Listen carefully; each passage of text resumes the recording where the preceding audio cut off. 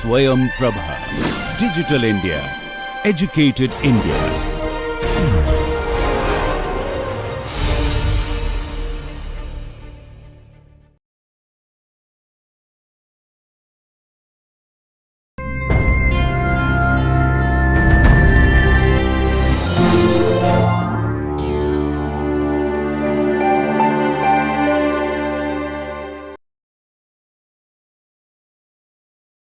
So, we are talking about this novel. This was published in 1935, and this has also been seen as one of the major works that laid the foundation of Indian writing in English, and also as one of the prominent Gandhi novels. Yeah, just like Gandhi figures in Kantapura and in Waiting for the Mahatma, we do find Gandhi visiting this place where this story is set, and it is said that Anand faced about 19 rejections, but also there is a recent work by Priyamada Gopal where she talks about the rejections by 8 publishing houses. So, whichever way it is, it had faced a number of rejections. It was finally published by this publisher Lawrence and Wishart, and it's a left-wing publishing house, and also for the work to be published, it required an intervention from E.M. Foster. Yeah, who's E.M. Foster?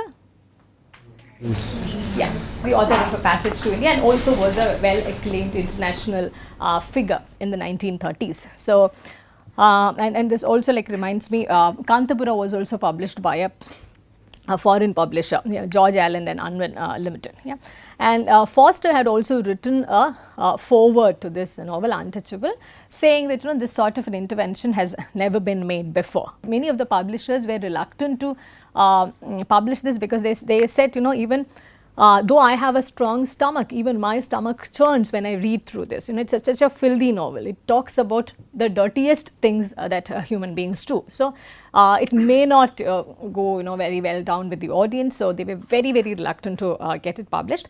And Anand also had a rather radical image during his literary career. He was one of the founder members of the Progressive Writers Association, and Saadat Hasan Manto, the Urdu writer, yeah, who had radically written about partition, he was also one of the members of PWA. So, there were many of these writers who wrote social realist fiction and also thought it is their responsibility to respond to the social evils of those times. Yeah. They were all part of the Progressive Writers Association. Yeah.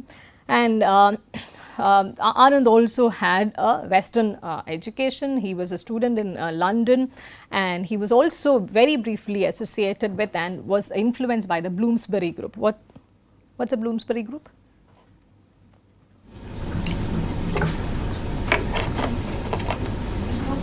Scientists and artists who discussed, various subjects such as philosophy and art and science. It included Virginia Woolf. Yeah, the modernist group of literary figures. So I should go back and revise your grades in history of literature. So they also, questioned a lot of things which I considered taboo. But what made Anand a little uncomfortable with what he found very sort of disorienting with that group, with Bloomsbury group, which was seen as a radical group during the modernist period in Britain, was that they had an undeclared ban on discussing politics, and he thought that was also a way in which they failed to criticize the British imperial project, because he was also being nurtured by the nationalist movement which was happening back in India. Yeah. So, in his writings we can find this twin influence, the influence of the modernist writers of Britain, and also of Gandhi and his experience while he was living in Sabarmati ashram. He had spent a considerable time living with Gandhi in the ashram, and it is said that his novel was the outcome of that experience that he gained in the ashram. Yeah. So, these are some of his other works. He wrote rather prolifically from the 1930s onwards. In 1950, he published a semi-autobiographical novel, 7 Summers, and 1968, this work which is considered as the best of his works, Morning Phase, was published, and 1971, he rather appropriately got the Sahitya Akademi Award as well. So, that also makes him perfectly canonical in all respects.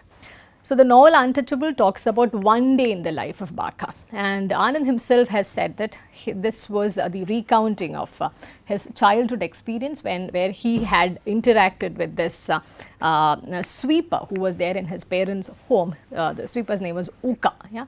So, he was not allowed to interact with this boy, the boy who was the sweeper. So, he says it was also based on the experiences that he had during his childhood. We find a generous amount of social realism being used in the depiction of this fictional work, and the fictional space, the fictional time is just about 12 hours from morning till evening, not even the entire day. And also it comprises of a lot of recollections by Baka and about some of his thoughts which is shaping him, or certain things which he picked up as and when he experienced newer things on that particular day. And this particular day, which is which gets framed in this novel, that becomes important significance for a couple of things which we shall be talking about shortly. And Foster said this work is about the business of the human body relieving itself, and for him, more than the caste element, what he found very significant was that such a work had not been taken up before. And he also thought that this can be a very right kind of an intervention, especially when India was about to get independence, and also there was this tussle between modernity and tradition which was going on. And there are very mundane day-to-day commonplace incidents which are part of this novel, and most of the experiences that Baka has on that day, except for one or two things which stand out, otherwise that's his routine. Those are the things that he does on a daily basis, and those are the experiences, even the humiliation, it has a routine to it. There is nothing extraordinary about the humiliations that he faced on that particular day. And it had been said for a long time that Narayan's craft was exceptional in this novel, as he had given minute details of a life that he was not directly familiar with. And the novel itself talks about the drudgery of this boy's work, where he moves from one doorless latrine to another, cleaning, brushing, pouring phenol. Yeah? So, those sort of minute details are given. And it's also been said that this novel occupies a space between ethnography and fiction, because there are a lot of details which there's a lot of a thick description, as the ethnographers would give, when it comes to the detailing of Baka's life. So, who is Baka? Baka is a very young man. He's just turned 18. He's been described as strong and able-bodied. These are the terms that the novel uses to talk about Baka. He's got a penchant for second-hand European clothing, because even when he is on the verge of being humiliated, he's able to find joy in the fact that he got a new coat, and he really revels in dressing up in those ways, which also comes across as being very weird and clownish to the onlookers.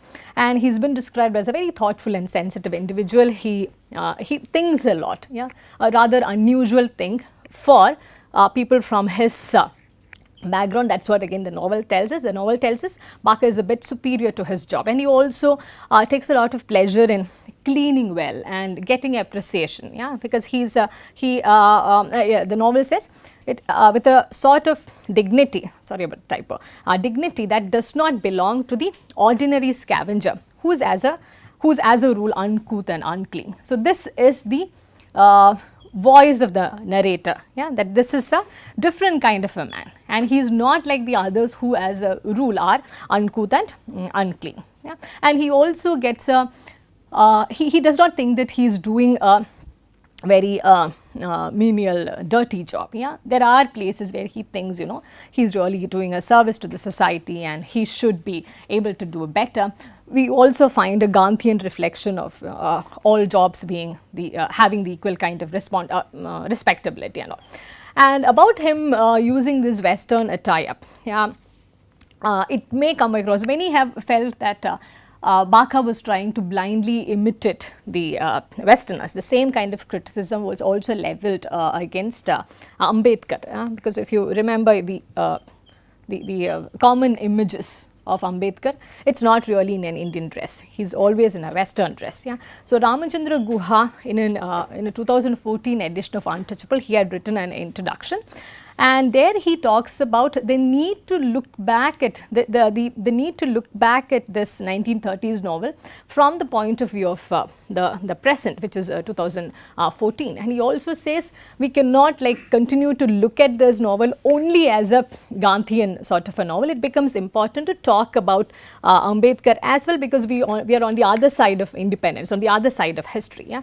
So, this I read to you from Guha's introduction. Whereas portraits of Gandhi usually show him in his loin cloth, Ambedkar is always represented by his admirers as wearing a suit and tie.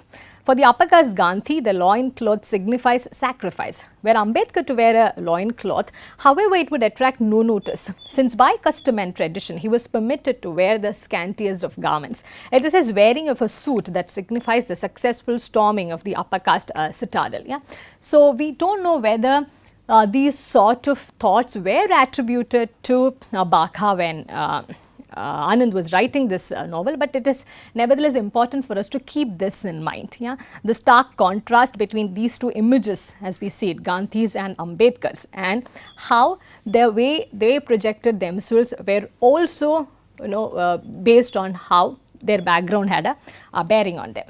So, coming back to the novel, there are two major events which could be seen as a turning point in Baka's life.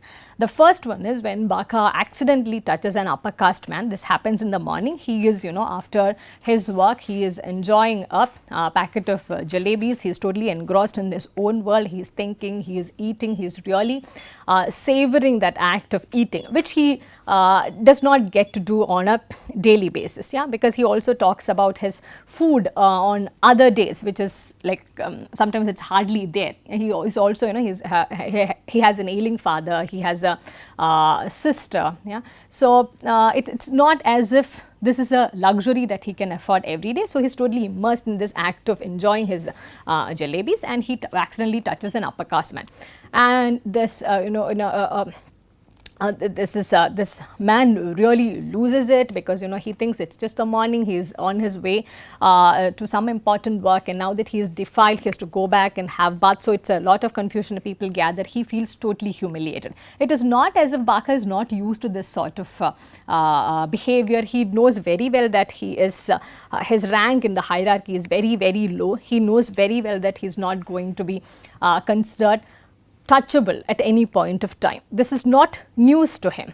But that day, there is it's like that incident, it's like an epiphanic incident for him. And many have said, it's very Joycean, given that he was also influenced by the modernist writers. So, that moment becomes a turning point, and Baka has a new awareness of his body in relation to other bodies and objects. Yeah, he also, in whichever way he could theorize about it, he talks about what makes certain bodies touchable and certain bodies untouchable, and how he is actually, he is the one who is actually cleaning the streets. He is the one who is cleaning that entire locality from, getting dirty by the waste that is produced by other human beings, and he is the one who has been rendered untouchable. So, he thinks about all of those things, and he also wonders, the novel tells us, for the first time in his life, why was I so humble? I could have struck him. It's not as if he was powerful to overpower Baka. He is right in the beginning of the novel, we get to know he is a strong, able-bodied young man. Yeah, he is someone who's been engaging in manual labor. He could have done any of those things, but he doesn't do that. Yeah, and the other event which gives a different kind of a structure and form to the novel is the visit of Gandhi to the town, which happens in the evening. And at that time, when he is listening to Gandhi, initially when Gandhi begins talking about his own childhood, he feels this instant connect. Yeah? He likes listening to Gandhi. He begins to think that yes, this is the set of things that I was trying to articulate. Whatever things that he could not think about in the morning, all the set of those disparate, inchoate feelings, they are given a kind of a voice, and he feels he is moving in a transformative direction. And in between, he is also, there are instances where he realizes even Christianity is not a solution. Yeah, there is a Christian British missionary with whom he interacts quite often, and the novel tells us about, while this man, the Christian missionary man, is more sympathetic towards Baka, his wife is not sympathetic, and he also feels the futility of changing his religion. So many of those discourses are also part of the novel in between. And right after the event with Gandhi occurs, towards the end we are also told that maybe the solution is not in Gandhi either, the solution lies in the machine. Yeah, you bring in the flush toilet mechanism and perhaps that can be resolved. It also talks about the shifting political stances that Anand himself had. Yeah, he was a Gandhian, he lived in the ashram, he totally admired Gandhi for whatever he was doing, but he was also a socialist, and we do not say such a radical elements of socialism in his work, but we also find that there is a move towards that. Especially there is one socialist character, Iqbal, when a poet is introduced towards the end of the novel, and it is said that it is in the a persona of the character who is introduced towards the end, we can find the author's persona as well, that he does not think the solution lies in any of the nationalist things but in technology. But so how is Gandhi used in this novel? If we think about the other novels in which Gandhi figures, we find that they all make use of Gandhi in different ways. It does not become very important for us to know who Gandhi is, but on the contrary, what use Gandhi is in various contexts. Gandhi becomes many things to many people, as we know. Some of those are political, some of those are true, some of those are part of folk tales and legends. Here also Gandhi is initially used as a very legendary, introduced as a legendary figure. There are these stories about Gandhi which people hear about, and the Gandhi as he is introduced in this novel, and also if you know about certain comments that he has made in his discourse related to caste and anti-untouchability, he was not opposed to caste system. Yeah, he did believe in caste system, as he also believed that the Chatur Varna gave a structure and a kind of a proper kind of a hierarchy to the society. On the contrary, what he was opposed to was the practice of untouchability, and he argued that that was a blot on blot on Hinduism, and the practice of untouchability was not sanctioned by Hindu scriptures. So the solution to untouchability, the problems of untouchability, according to Gandhi, was the reformation of Hinduism, and that is the only possibility that he puts forward throughout, and it's very evident in most of his discourses. And Gandhi's influence also comes in, it can be seen that, it can be said that Gandhi also endorses most of the things that the novel Untouchable talks about, because it is it's said that Anand had rewritten the novel based on Gandhi's feedback. There are many sections which he rewrote, and he also has said that maybe that has helped Baka from becoming a Bloomsbury intellectual. Yeah? So many of those say profound things that Baka was thinking, his stream of consciousness and all was heavily edited by Gandhi's intervention. That's what we get to gather from some critical material. And Gandhi's views and arguments which are being discussed in the novel, they were also taken from the many of the actual speeches by Gandhi. So we do find a kind of a mixture of history and fiction in this. Gandhi is portrayed more or less like a very real figure. He is also a character in the novel, as he visits the he visits and gives a talk in the village. So we do get a sense of the legendary significance that Gandhi had, and he comes across as more like a divine figure, just like he did in some of the other novels, and less like a political personality. And Baka is initially very excited to listen to Gandhi, because Gandhi is talking about his own childhood. He is able to relate to him. He thinks he is a very nice man who understands their problems. But then gradually it shifts to boredom and resentment. Yeah, one, because he is really not able to fathom the depths of the profound philosophies that Gandhi is talking about. And secondly, Gandhi also talks about, he gives out a call to the untouchables to purify their lives by giving up meat and liquor, which are described as evil habits by Gandhi. And that moment, he feels a sense of resentment. He thinks, why is the Mahatma blaming us for it? What did we do? Yeah. So all that he gets towards the end is that, Gandhi, all said and done, is also trying to blame us like the rest of them. So he is not fascinated with Gandhi, just like he was in the beginning of the speech. Yeah. And the novel in that sense is also telling us, the voice of the narrator is also telling us that Gandhi is by far the greatest liberating force of our age, but with limits, of course. Yeah. So, till how far the novel is willing to push the limits is a different question altogether. Yeah.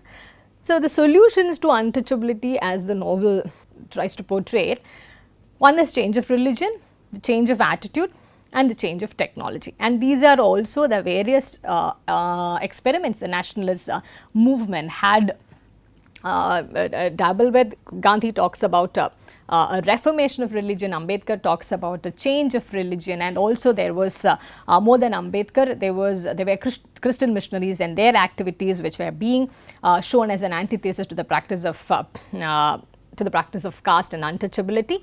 And Gandhi also talks about a change of attitude, both in the hearts of the caste Hindus, also in the attitude of the outcast Hindus. Yeah? And of course, there is this change of technology which the nation at that point of time, where where the encounter with colonial modernity had just begun, the nation thought at that point of time that with technology all of these evils would eventually go away, but we know that that has not been the case. And the flush toilet is introduced as a more or less like very strong character towards the end, as if that is the machine which will clear dung without anyone having to handle it, as we all know. And here we also find the novel taking a very definite stance, a departure from Gandhi's anti-technological path. Yeah, Gandhi believed that there is nothing that we need to learn from the West. Yeah. We are a self-sufficient culture, we have our traditions, go back to the villages and we will be fine. Yeah? He could not really engage with the ideas of modernity in the way that the post-independence, post-Nehruvian nationalists wanted to do. Yeah? And in the novel, this character Iqbal Nath Sharsar is also introduced as he's a poet, he's also a believer in socialism. He's introduced as an alter ego for the author. That's what many critics have pointed out. And in this personality of Iqbal Nath Sharsar, we can find a number of middle class intellectuals, such as either the congressmen or the author himself, where they are open to the new ideas. Yeah? They do think that modernity is going to bring in a lot of change, it's going to usher in a new era for the independent nation, but they were also not for a wholesale rejection of tradition. It would be possible to say that the narrator, or even the author figure himself, he can be seen as the nationalist modern secular self. The entire novel is narrated from that point of view. He is this the narrator, the author is the character who had a European education. Yeah, where there is this he encounters modernity in different ways. His exposure is also very commendable, given that it's the 1930s. But he also is unable to resolve colonialism by returning to the village, just like the Gandhian call goes. Yeah? Because village, for most of these Western educated, English educated, modern middle class national selves, for them the village also meant provincialism, sexism, caste, superstition and orthodoxy. There were a lot of things which had to be rejected within the village setting. Yeah? And those things, we do not find Gandhi talking about those things or trying to negotiate these things.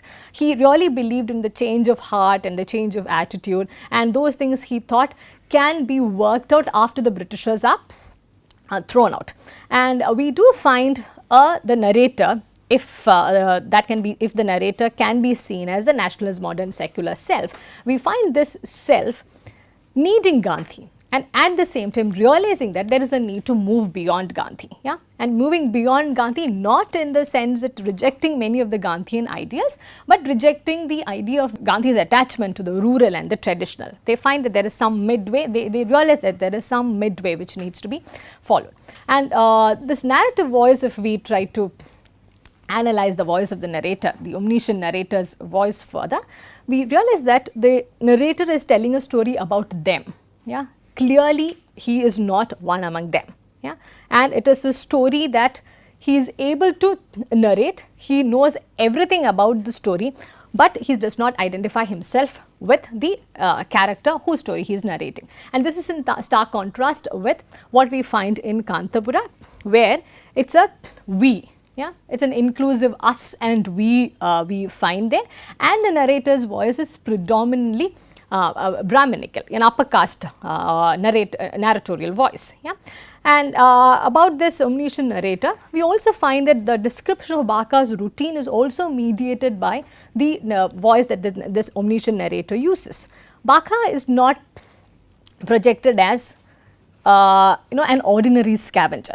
He is someone who realizes the worth of his work, who is able to talk about the respectability of all kinds of jobs. Yeah? And he has been appropriated in that sense by this voice of the narrator, and this is something we do not find in the later Dalit writings, in the Dalit memoirs, in the Dalit fictions of the later decades. Yeah? And he also talks about Snehal Shingavi is one of the recent writers, post-colonial writers, who have critiqued this novel in a very different way. He has not really seen this as a typical canonical anti-caste novel. He talks about certain other aspects which were also ignored during the transition from colonial modernity to the post-colonial period. He talks about, Snehal Shingavi talks about this novel as a Bildungsroman for the Indian middle class reader. Yeah? And for Shingavi also identifies Baka as a site of readerly emotional projection. So this narrator, this omniscient narrator who is narrating this story is also able to relate with the middle class reader who is reading it. This is certainly not a novel meant for a reader from Baka's class. Yeah? And Foster also talks about how Anand is the best person to write this novel because it requires an insider to write it. A Britisher could not have written it, and again someone from Baka's own community, someone from an untouchable community also could not have written this because they will be talking about self-pity and suffering. Yeah? And here we have this perfect rendition with which the middle class intellectual is also comfortable to engage with. This is not a tale of suffering, it is not a tale of self-pity. This is about a different kind of an untouchable who is also able to engage with the nationalist politics in very minimalist ways. He does not really do that, but he knows that, he knows his position well, yeah? That he need not rebel, and that he needs to find other ways to negotiate with this reality of caste, whether it is religion or technology. The solutions lie in these myriad possibilities that the new nation is offering. The character of Baka is made to think like that and speak like that, and we also are quite comfortable in this sort of a projection. Yeah? And Shingavi also says Baka's figure also mirrors a middle class alienation. This is in all respects, this is a perfect way to engage with caste as far as the middle class modern secular individual is concerned, because for the middle class modern secular individual, caste is something which should not be part of the new Indian society, should not be part of the independent nation. Yeah? So it quite ideally fits in that sense. So if we think about the context, the most obvious thing is that this was the time of the heightened period of nationalist movement dominated by the Gandhian politics, that's the 1930s. But there was also two kinds of major oppositions which Gandhi as well as the nationalist movement spearheaded by the International Congress were facing. One was that the Congress party represented only Hindus and not many Muslims. These sort of issues were brewing during that time. The second was that the Congress party represented only the upper caste interests. The novel does not engage much with these ongoing issues, but we do get a sense of how through Gandhi's talks and through the various discussions, particularly towards the end of the novel when the character of Iqbal is also introduced, yeah, we get to know that these sort of issues are there at the background. But what we perhaps do not get to see this dichotomy between Gandhi's ideas of uplift, of uplift of Harijans, the children of God, versus Ambedkar's exhortation to the lower caste to educate, unite and agitate. Yeah? And this is also, it's also important to note that it was not as if the lower caste and the untouchables had not begun to unite and protest at all. In fact, in 1928 in Calcutta, there was a strike which was organized by the Sweepers Union, and also there is a history of these sort of untouchable sweepers revolt from 1873, 76, 1889, even during the colonial times. These sort of protests were part of the Indian polity, but it was not really talked about as far as the nationalist historiography is concerned. And there were also other events which could have come as a, which also did come as a formidable opposition to Gandhian idea of nationalist politics. 1926 and 1921 and 1926, we realize, Communist Party makes its entry into this subcontinent. There are labor unions, there are untouchable revolts. So these are this is the context. Yeah. So to be able to again foreground a character like Baka, who is only the product of a Gandhian pacifist idea of anti-caste, anti-untouchable rhetoric, yeah, that cannot be totally ignored. Yeah. And if we examine certain kind of anti-caste writings which came from other languages, yeah, from the beginning the characters were not really formed as these pacifist characters without a sense of agency. But within the Indian, within this Indian fiction, particularly Indian fiction in English, we find that Baka remains as the model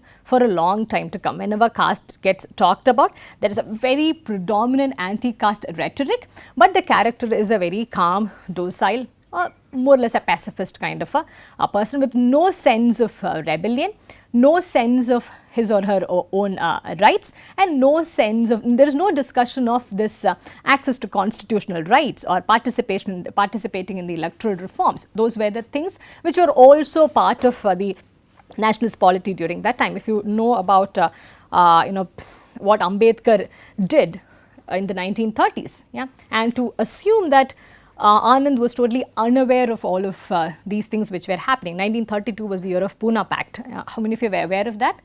Pune Pact. Then in you've heard of this Simon Commission? Yeah, that was for introducing electoral constitutional reforms before India reaches this moment of independence. And Ambedkar demanded separate electorates because he also believed that it is not just okay if you treat them well and allow them to enter the temples. Yeah, he was also against the temple entry and all. I mean, you don't have to. It is not the reformation of Hinduism that Ambedkar asked for. It was a rejection of Hinduism. If that's a system which is not accommodating us, we would rather go to another system. Do not just make certain compartments and allowances for us. Yeah. So alongside, he also argued that what we need is separate legal and political status. He asked for constitutional rights and constitutional reforms. That was not something that Gandhi was willing to grant, because he also thought this is going to divide the nation further along caste lines. He goes on this indefinite fast. He was in Eravira jail then, Gandhi. So there was this huge furor across the nation, with even the business stalwarts like Tata, Birla were all there then. Yeah, if you know your little bit of Indian history, they were all there were these series of roundtable conferences where they all literally isolated Ambedkar and said, if something happens to Gandhi, because he is on this indefinite fast, yeah, if something happens to Gandhi, you will be responsible for the riot which will break out across the nation. So he was literally blackmailed into giving up this demand. Yeah, and Gandhi then as soon as he withdraws this demand for separate electorates, Gandhi also stops his fast, and we do know the course that the nation took after that, and how long, which is for the same reason when the Mandal Commission and anything related to caste, the moment it comes in the public space, yeah, the moment something related to the reorganization of the constitutional rights come in, there's a huge issue, yeah, which still break out. Yeah. So in this novel, the point is that we cannot really assume that Anand was completely oblivious of all of those things. Yeah, but and also there is enough evidence to suggest that at a later time in the 1940s and 50s, he did write about how fascinated he was with Ambedkar's ideology. It's said that he also wrote a foreword to one of Ambedkar's best known works, the annihilation of caste. Yeah, so it's not as if he was totally oblivious of whatever was happening in this context, but there is no mention of Ambedkar or his polemics or his politics in this novel. Yeah, so caste in that sense we can say that in Untouchable, at best it figures like a modernist discomfort, because it still is a modernist discomfort for us. Yeah, we know that this is all around us, but we also know that because of these specific kinds of spaces of modernity that we inhabit, we know this is something that needs to be rejected, but we don't know how far it can be rejected and how much we need to embrace it. Yeah?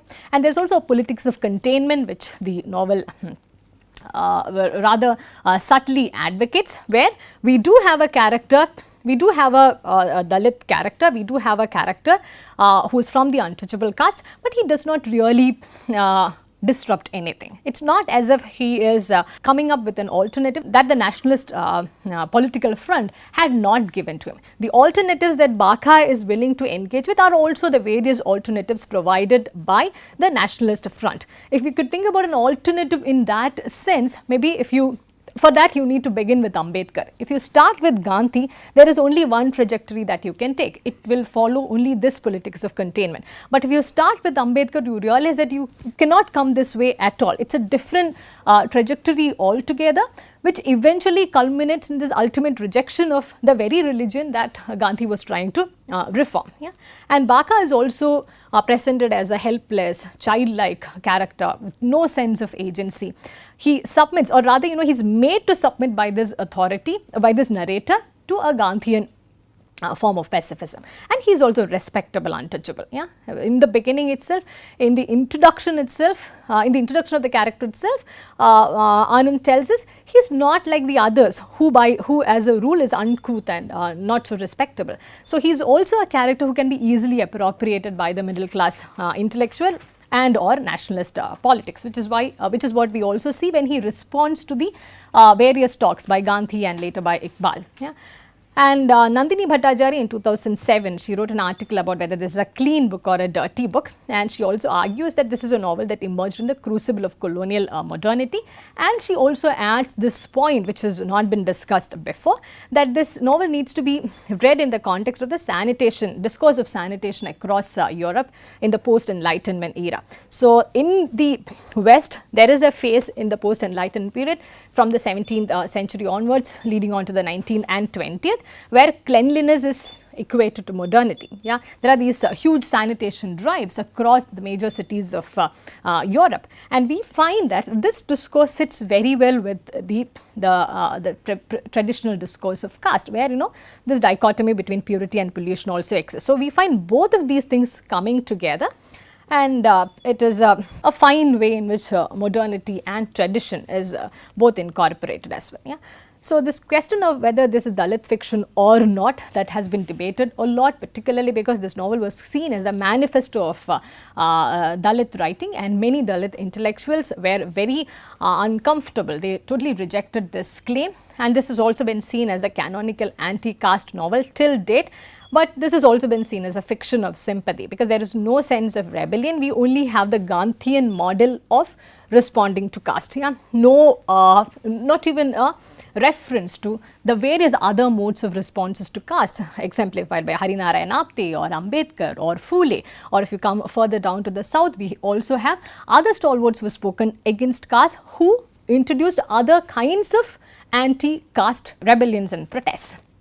So this has been seen as a national allegory of the modern untouchable who moves towards technology and freedom. This is again from Snehal Shingavi. Yeah. So here is this modern untouchable whom the modern secular middle class self is comfortable to engage with, because just like me, you are also marching towards technology and freedom. Yeah, it's not as if anything can separate you from me after this moment of independence comes in, but we know that this is has not been the case. And novel also has a misplaced confidence in the technological future of the nation, because for a long time, if you look at the critical works on this novel, this was like it had a very predictable, familiar trajectory about how the novel talks about disillusionment with religion, about missionary activities, about Hinduism, and about Gandhi, and finally technology is the solution. Yeah, but it is said that this is again from the introduction to 2014 edition of Untouchable.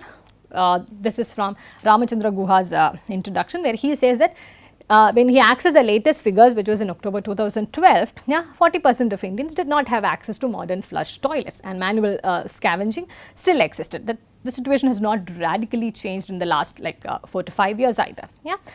So, how does a nation figure in this entire discourse, which is projected within the novel?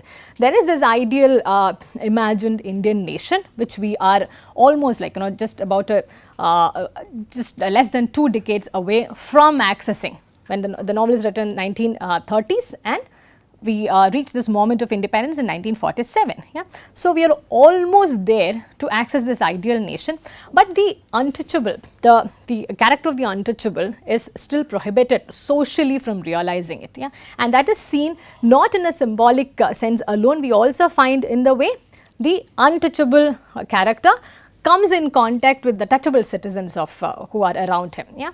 And we also find contradictory strains of nationalism, which Narayan does deserve a certain accolade for that. He does not stick to the typical Gandhian rhetoric. He also dares to move a little away from that.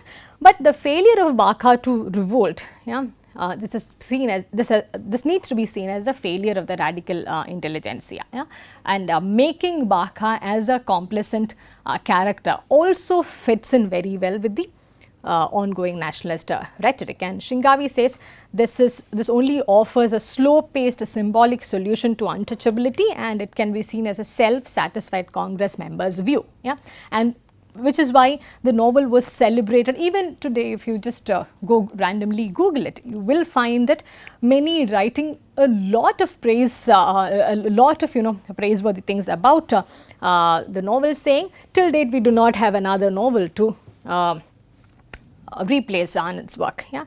So, this also talks about this also we should be able to see that this novel is also talking about the nation's inability to address the problems of caste, about minorities. Yeah. So, just summing up, if you look at almost all the Gandhian novels, not just this one, and the other Gandhian novels, including the 2 that we discussed, Kantapura and Waiting for the Mahatma, there is a certain pattern which would emerge. All of those may not be visible in all the works, but there is a certain pattern which emerges from all the Gandhian novels. There is a need for Gandhi, but the novels are also conscious about a need to move beyond Gandhi. Yeah, it's also telling, it's very telling in the sense that the authors of these novels were also part of the nationalist middle class. They recognize that Gandhian politics is good, Gandhian ideals are very good, but there are certain limits which needs to be recognized, but they are incapable of putting forward alternatives, just like the nation also had been incapable of putting forward alternatives for a very long time. And they also talk about their middle classness in particular ways. They are in this in this in between space between vernacular roots and aiming for an international audience. They also present a world, even when they are critiquing many of the social elements, they always very conveniently and comfortably present a world which refuses to revolt, with a set of characters who can be contained within the kind of politics that the nationalist movement offers. And we also always have an omniscient narrator with a humanist outlook. Yeah? And even when the terrain that is being dealt with, for example, caste or something like gender or alternative politics, even when that terrain challenges the limits of humanist perception, we find that the narrator's voice continues to uphold the humanist outlook. And there is also a sense of alienation with the ideas of nationalism, because all of these novels also realize that nationalism is not the one-stop solution from all the problems, that even after the moment of independence, the nation's problems have not really been resolved. The Gandhi novels which write the nation, particularly in the 1930s, 40s, 50s, they are all marked by attempts to think through the possibilities of nationalism, nation. They are able to critique it to a certain extent, but what makes them a failed attempt to engage with this critique is that, maybe failed is a too strong a word, a not so successful attempt to critique with the idea of the nation, is that they are unable to break the hold of bourgeois nationalism. At least partly we begin to see that in the post-colonial times. They are also able to engage with, they are critiquing the nation and also able to engage with a wider set of alternatives. Okay, I hope this made sense. So it's rather packed and a lot of things were brought in together. I hope when we discuss God of Small Things, we'll have a few more things to add to this, and this needs to be kept in mind. The moment we have a character like Veluta in God of Small Things, who is willing to rebel, who is stepping out of the boundaries which were set for him, what happens to him? What happens to him towards the end of the novel? What happens to Veluta towards the end of the novel?